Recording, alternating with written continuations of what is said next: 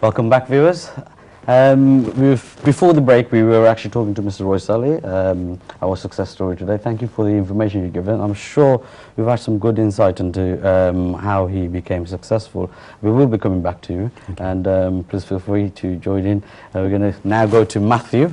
Mathew, our property expert. Mathew, last time on our show, Helen Wilson, your PA, came and gave us an insight into your business.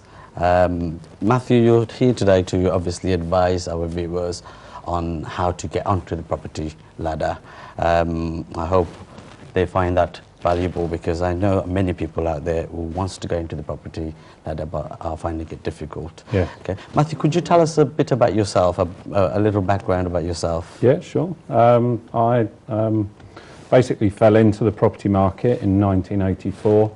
Like most people, desperate to buy my own home, and on my 18th birthday I put down a £100 reservation fee with a company not too far from here called Astra & Company to buy my first property, which was an off-plan studio flat. At the time I was a postman, and in a very short period of time of them building the property, the equity growth was more than my actual wages. So that encouraged me, and I thought to myself, well, I can have a job and also I can have investments in the background. And that encouraged me to buy my second property. Back then, there was no such thing as buy-to-let mortgages. So you either got a commercial mortgage or you got a residential mortgage. Okay. That was your two options that you had available. And I was fortunate to meet a mortgage broker called Bill Mifflin, who helped me move from one property to 6 very quickly, utilising their equity in existing properties by being able to remortgage, okay, take the money out, use that as a deposit in the next property and roll it on forward from there. Which was very good until the recession of 1992. I had all of my properties inside what is now the M25. Okay. And the London market in 1992 was hit dramatically. Obviously changes around the world affected our finance market. We saw lots and lots of empty properties. A huge recession hit the UK. And caused me to question whether I was doing the right thing. All of my properties slipped into negative equity. It was a difficult time to rent properties out. We'd even moved into some commercial property in Barnet High Street. We had some offices above a motorist discount store that we couldn't even give away because things were so bad. Wow. We couldn't actually just to have a tenant. We were willing to let people take them for free, and we couldn't even find anybody to do it. So that changed my strategy because I'd always bought the traditional way, buying for equity growth. So obviously having a situation where you were mortgaged as high as you possibly could be, hoping that the next year the property would be worth more than what you bought it for. Okay. 1992, 93, 94, 95 proved that that wasn't going to be the case. The market kept falling, we were struggling to get mortgages, struggling to remortgage, etc. I in fact at one point had a bridging mortgage, which is basically where you borrow money against another property at a higher interest rate because the bank has a higher risk, enabling me to buy another property. And at that point I actually got stuck with a 27% interest rate. Which 27%? Yeah. Wow. So they were terrifying times, to be fair. We came close to packing it in, should I say. But it changed my outlook on the property market of moving from equity growth, moving to cash flow. And I've been doing that ever since. Cash flow, to me, is the most important part of your property. Cash flow is king, isn't it? Cash Very flow much is so. King. Yeah, yeah. That's the same case in the property business as well. Yeah, I mean, you obviously can't pay your bills with equity. You can show off about how many properties you've got and how much equity you've got, but it doesn't actually pay the bills and keep the wolf from the door. So the strategy changed. We looked for buying more. It was about the area more than about the property. So about the rental demand. Were we going to be able to rent the property out from the minute we bought it? And were there going to be people scrambling for our property? And then that enables you to be able to increase your rents. And that's the real key to your cash flow, because if you've got poor rent, poor yield, you're going to struggle if interest rates go up. So the key's in the research of the rental market of the area where you're considering buying. Okay. And now, I mean, obviously, you've bought 2 properties you've just mentioned at that time, and you've continued, even though you've been through all this hard time. Yeah.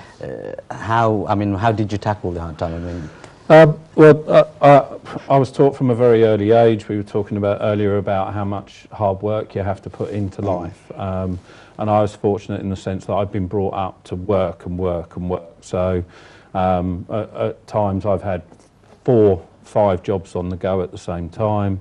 When I was a postman, you were able to do lots of overtime.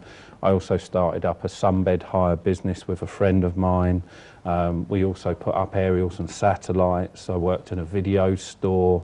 So whatever I had to do to be able to bring the money in, to be able to keep the mortgage payments up to date, was really where I got to. And then by having a number of different businesses as well as my property income has enabled me to invest sensibly. Okay. Rather than, lots of people just do it in a whim, at a whim. You know, it's a good idea. I'll go and buy an apartment in Birmingham, or I'll go and buy an apartment in London. And they don't really think about what they're doing. They don't think about the risks that they're taking on.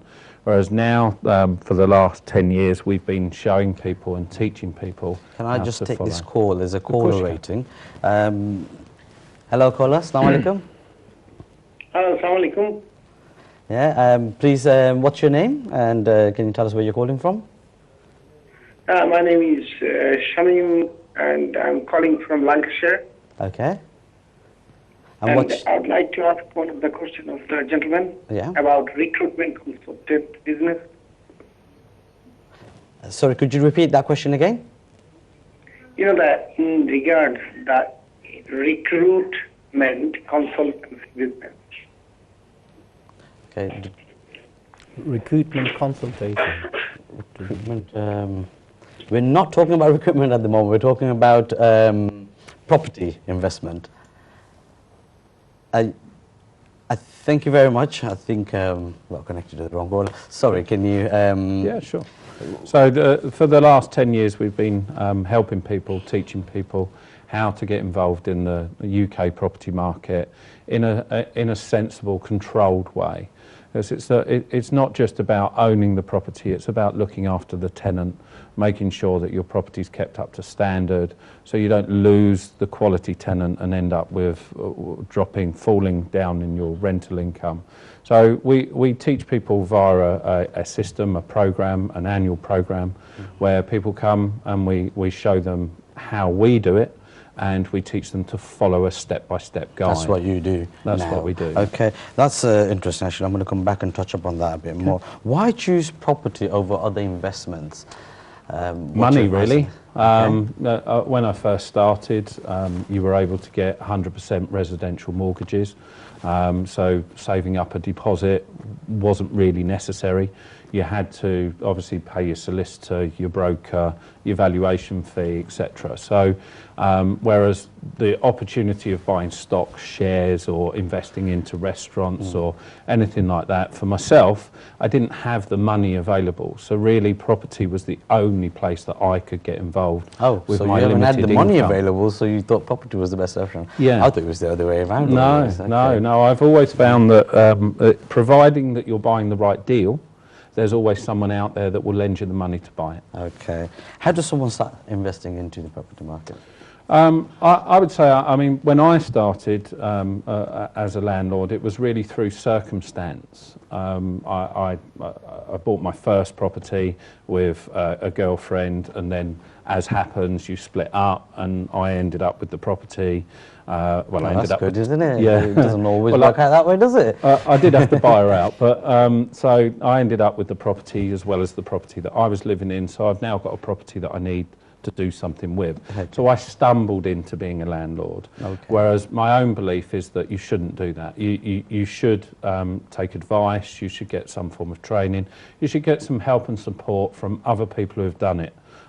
Because there are lots of things that can trip you up, and people can show you and teach you not to follow down the road of being tripped up, if you like. So what I would always recommend that people do now is take some, even if it's a small bit of training, a bit of understanding. It might just be from your local bank manager, it could be from your local estate agent, but take some advice before you buy the wrong property.